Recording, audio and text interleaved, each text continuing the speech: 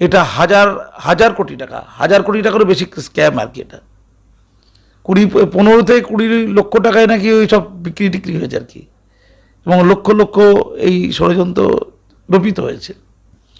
আমি কোনো কোনো নেতাকে দেখছিলাম, তারা বলছে এসব বিরোধীদের রটনা।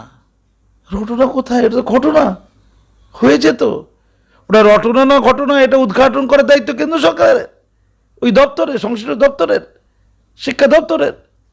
রটনা না ঘটনা? আবার কি মমতা ব্যানার্জির মতো আগের মতো বলে দিতে হবে নাকি? যেমন বলেছিল ওই পার্ক স্ট্রিটের ঘটনায়, ওটা একটা বোঝাপড়া, কাস্টমারের সাথে ক্রেতা বিক্রেতার দ্বন্দ্ব, মিথ্যে প্রমাণিত হয়েছে।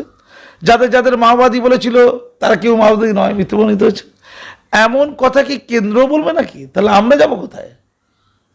তা আমরা যারা সাধারণ মানুষ যাব কোথায়? কোথাও তো আস্থা রাখবো, কোথাও তো ভক্তি থাকবে আমাদের।